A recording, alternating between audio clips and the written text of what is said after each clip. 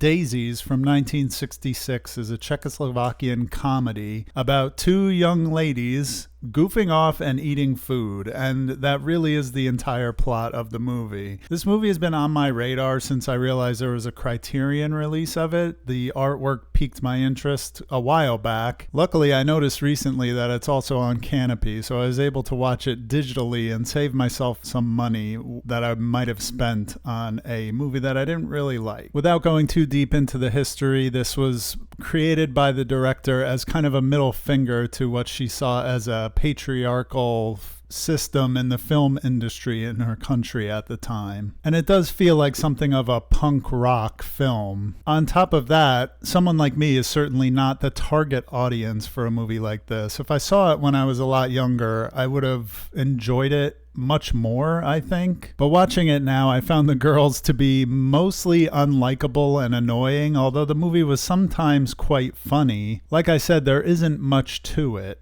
They just cause havoc and mayhem, are rude to everyone around them, and eat a lot of food. I appreciate that the film has historical context, and I'm glad I sat down and watched it one time, but I think that's going to be it. Best Friends Forever from 2013 was written by, directed by, and stars Brea Grant, and also stars Vera Miao. Brea Grant is a name that is familiar to me. A lot of people will know her from her TV roles, but when her name came up in the credits, I thought, where have I heard that name before? And it's from one of my other favorite movies that I've watched recently, which was 12 Hour Shift, which she wasn't in, but wrote and directed. I watched this movie kind of randomly, not realizing who she was or that she was in it until the end, but I found this quite enjoyable. It's about two young friends in Los Angeles who Brea Grant's character decides to move to Austin, Texas, and convinces Vera Miao's character to come on the road trip with her. As they leave Los Angeles, nuclear war breaks out and atomic bombs are dropped on the United States, including Los Angeles. So they get out just in time. And at first, they're both oblivious to the situation.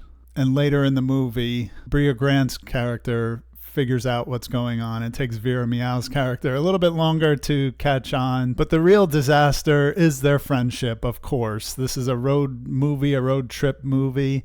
And again, I picked it kind of randomly. I saw that it involved Austin, Texas, and I lived there with my wife for a while, so I thought it would be cool if they had any on-location stuff, which there was a tiny bit. It was shot on location in Los Angeles and Austin, but the only things I could see that I recognized were a couple of nighttime shots going up South Congress Avenue in Austin.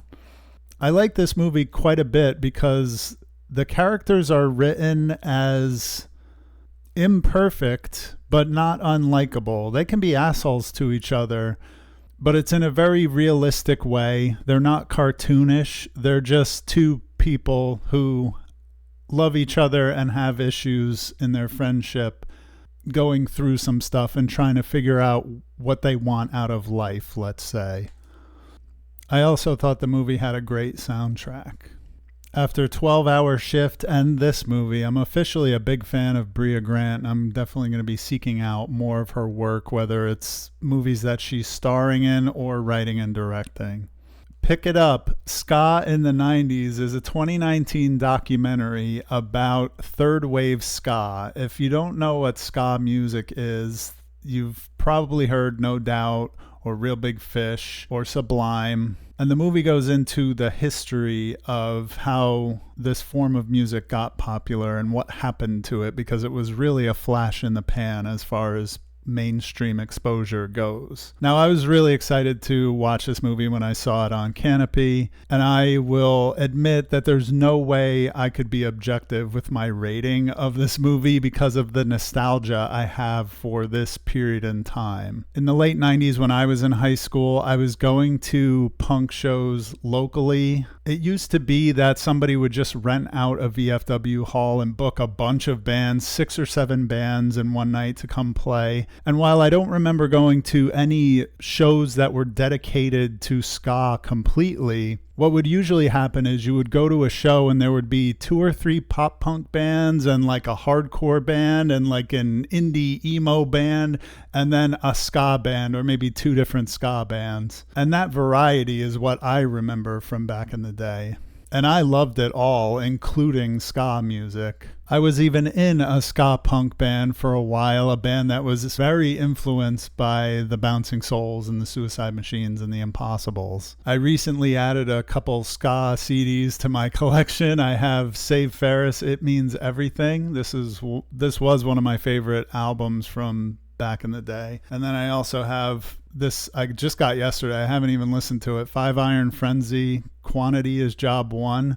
I went and saw Five Iron Frenzy. They opened with MXPX in September of 2018. I saw them with my friend Corey, and that was a great show. So that's probably the most recent time that I saw a ska band live, and it was great. It was awesome. This movie features interviews from a wide range of people who were in the scene, including Monique Powell from Save Ferris and Lee Noor from Five Iron Frenzy. It also has interviews with Rory Phillips, who was in a band called The Impossibles, who I saw live a few times, and I actually met Rory a couple times. So it was cool to see him featured on here as well. It's narrated by Tim Armstrong, and there's some history lessons with animation that is pretty well done, explaining the origins of ska and reggae and how it migrated to the UK and became second wave ska, two-tone stuff, and then eventually how it morphed into what would be called third wave ska, and that's what this movie is about, the 90s scene with Goldfinger and Real Big Fish and all those other bands. For the nostalgia alone and for my love of all of this stuff, all of it, I was going to rank this highly, but it also helps that this is an extremely well done documentary with great archival footage, and it feels like they also brought in everybody who was part of this scene. I can't think of anybody who, oh, I wish they would have got this person. As much enjoyment as I got out of this, I'm not sure if I would recommend it to just anybody. I think if you have an appreciation, a memory, a nostalgia for this period in time, for this style of music, then you absolutely have to check this out. If not, you'll be coming out of your comfort zone, but I think this is an entertaining documentary on its own, so you might want to check it out.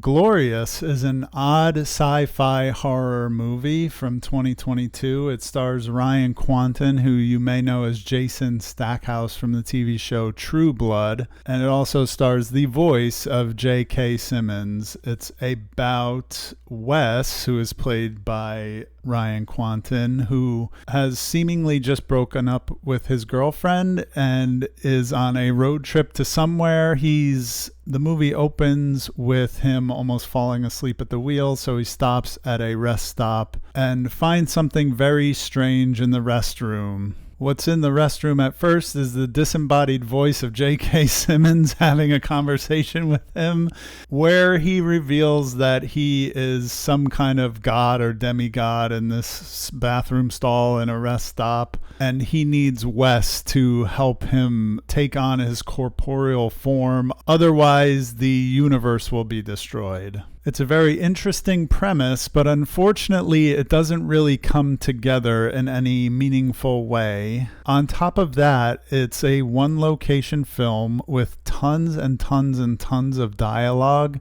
that seems to kind of talk in circles and drip feed information to the audience. As a result of this, I think it would have made a much better short film where they could cut to the chase a lot quicker. Also, it's hinted at through the entire movie that our main character, Wes, is carrying some kind of guilt. And when it's revealed what that is, it's a little bit outlandish and unsatisfying. And just another reason why this whole movie just doesn't really come together. I've seen a lot worse, and I'm glad to see indie directors taking risks with weird stuff. And hopefully the next movie they make hits a little harder, succeeds where this one fails, and I'll be there to check it out. And that's going to do it for this episode. I appreciate you watching to the end, and I'll see you on the next one.